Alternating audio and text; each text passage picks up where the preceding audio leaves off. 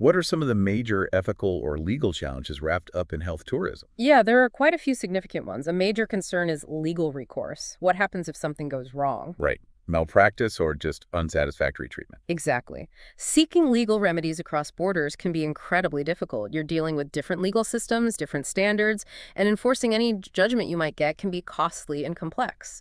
Some suggest things like alternative dispute resolution, but it's still a murky area. So patients might have less protection if things go bad. Potentially, yes. And that links to another issue, the lack of uniform regulation.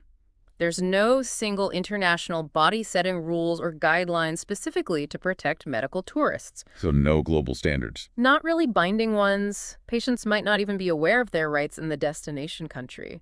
This contrasts with, say, the US, where there have been attempts to set guidelines. This lack of unified standards also applies to things like medical devices or drugs used, which can pose risks. Think about differing laws around surrogacy that just shows how wildly different the legal and ethical landscapes can be country to country.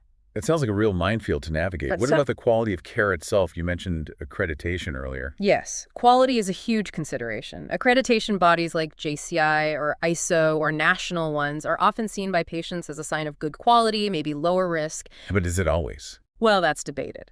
The standards and how rigorously they're enforced can vary.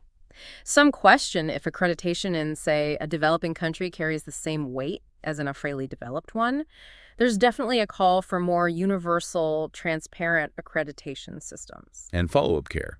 If complications arise after they get home. That's another big challenge. Complications can happen after the patient returns home, and that puts the burden back on their home country's healthcare system. Local doctors might even be hesitant to treat complications from procedures done elsewhere due to potential liability issues. I hadn't thought of that. It creates a tricky situation for their regular doctor. It really can. And then there are ethical questions about the impact on the destination country's healthcare system. How so? Well, does the growth of medical tourism, focusing on international patients, divert resources or skilled staff away from the local population?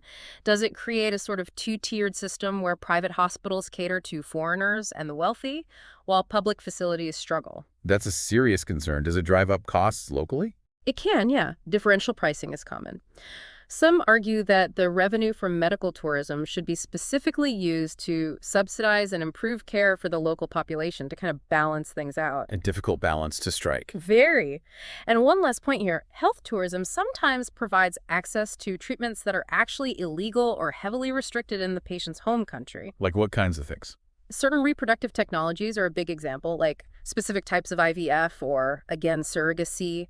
This raises all sorts of ethical questions, especially concerning the rights and welfare of surrogates in some countries. Okay, definitely a lot of complex ethical and legal layers there.